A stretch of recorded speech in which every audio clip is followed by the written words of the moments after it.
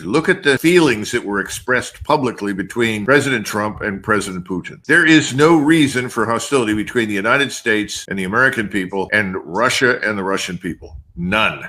That was made very clear. To put it in the parlance of people down south, we don't have a dog in the fight, okay? Now, here's the kicker. If you, ladies and gentlemen from Europe, are determined to press ahead, that is your privilege. You are sovereign states. You can do it without us.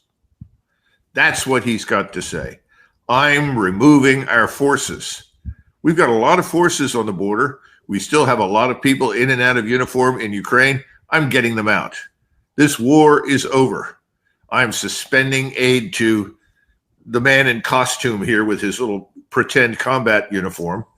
It's over. I'm not going to support this any longer. I've given specific orders to that effect. If that's unacceptable to you, once again, it's your sovereign right to do whatever you think is appropriate, but do not include us because we want nothing to do with it. That's really what he has to say. He can beat around the bush. He can be polite, but that's the message. And the real question is, how long will the globalists in charge last when that becomes clear? I don't think the vast majority of the Europeans have any interest in a war with Russia. I don't think they really believe the Russians are coming. Remember that movie back in the 70s? The Russians, yeah. Russians are coming. Yeah. They're not coming. He said, President Putin wants an end to the war. He does. President Putin doesn't want anybody else to die pointlessly. He does. This is over as far as President Trump is concerned. But for him to be effective, he's got to deliver that message to the NATO alliance. Now, you and I have talked about this offline. I think NATO is finished. I think the EU is on crutches. You know, NATO is already a terminal patient on the slab, hooked up to various things to keep it alive. And these people want to give it a haircut and a shave and send it back into combat. It's not going to work. This is a corpse. This is a comatose human being waiting to die. Europe has to move in new directions, divorced from the past. We've reached the historic inflection point, you know, what we call the strategic inflection point. Europe has to become responsible for itself. It has to answer the question, who's going to be your first responder? Because it's not going to be the United States. These are the things that President Trump has to make clear. Will he do that? I don't know. Will he buckle? Will he reconsider and say, well, you know, after I talked to all of our allies, I realized we have to stay. No, come on. It's all nonsense. Well, and in fact, the allies certainly have a unified position, because for all the things you saw Ursula von der Leyen, as she was speaking, Zelensky was standing right next to her, and when his turn to speak, he added this. Putin has many demands, but we do not know all of them. And if there are really as many as we heard, then it will take time to go through them all. It's impossible to do this under the pressure of weapons. So it's necessary to cease fire. Constitution of Ukraine makes it impossible to give up territory or trade land. So we have the potential there, and I guess you see on the screen there, some of the Europeans are showing up. That's live, I believe, from Washington, D.C. right now. It's Mark Rutte. You have with Zelensky, his comments there, you have the potential there for some conflict, because Trump just less than a week ago mocked Zelensky for saying, oh, my constitution doesn't allow me to give up territory, because Trump said he worked out there's going to have to be some territory swapped to make that happen. And of course, the clear meaning is going to especially be in the Donetsk and Luhansk area, all of Donetsk, which Ukraine would have to withdraw from, the areas where they actually control some of the territory. And instead of acceding to that, Zelensky is entering this conversation saying, yeah, I still ain't doing that. What do you expect from this? I think it's time for President Trump to say thank you very much for traveling all this distance. I'm glad we had this exchange of views. My position is very clear, and I'm going to make that clear when I make a statement at the end of this meeting. And you are free to go before the press and explain why you can't support my position and why you feel differently. But that's the end of it. Look, the strategic inflection point has been reached. These people want this war to continue because it's critical to their position in office. How do you stand up in front of the Germans, the French, the British, everybody else, say, you know, we've been lying. Russia really isn't interested in the war against us. Russia doesn't want to conquer Eastern Europe.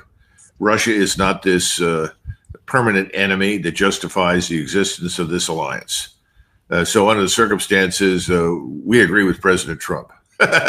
If they did that, it would be over for them. That's the problem. This is existential for them. It's not the threat from Russia. It's the threat inside their own countries, within their electorates. The electorates are going to realize this has been a big scam, and it will be over. Von der Leyen, so she contributed in a very dramatic way to the destruction of German military power. Then she went on to reinforce the destruction of German national scientific industrial development. This woman is a catastrophe.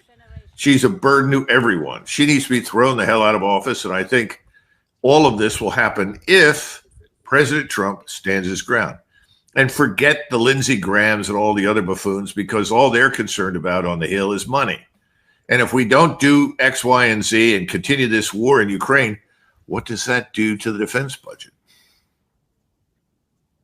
Well, yeah, that's a big question that they're going to have to answer there. I imagine they're already going to have some answers about, well, no, we have to get ready for the next war. That's what's going to come. I'm sure they'll have no problem conjuring up something for that. I want to ask you, given the images that Gary's showing there about this short walk from the car inside, you see a small red carpet there. What do you make of the imagery and the setup that in terms of where Trump's mind is and what we might can expect here based on how he greeted President Putin in Anchorage? There was a long red carpet. He was very enthusiastic. He greeted him warmly, had lots of good things to say about him. And I haven't seen if there's been imagery out here so far, but the reports were that other than getting out of the car and walking in, that it was going to be more businesslike. When you also look at what Trump tweeted out or in his Truth Social, where he was basically talking to Zelensky like he's talking down to him and Putin as an equal to him. What messages can we get from how Trump is treating the two leaders and what we can expect today? Remember from the very beginning, as soon as we had these first meetings in Saudi Arabia, President Trump expressed a keen interest in normalizing relations with Russia. Go back to his previous term in office and when he ran for election the first time in 2015, 2016, he was always about normalizing relations with Russia. He asked repeatedly, what is the basis for our hostility towards Russia? I don't see any. He's right. He's right again. And that's really what it's all about for him. I think he knows the truth, although he hasn't stated it publicly, that Ukraine is practically destroyed as a nation state. No one really knows what becomes of it at this point. But I think there's a very real possibility that this rump state that emerges will be very confused and chaotic initially. And I think his view is the Europeans have an obligation to step in there and help. We may also step in with some aid of some kind, but not military aid. As for the rest of it, he was trying to demonstrate to Putin, look, I respect Russia and I respect you and I respect your interests. Until this point in time, no one was ever willing to admit that Russia had any legitimate security interests in Ukraine, or for that matter, anywhere else. He's now said, yes, your security interests are legitimate. People here in the West may not understand that. That's fine, but I recognize you have legitimate security interests. I will respect those. I will work with you to end this conflict.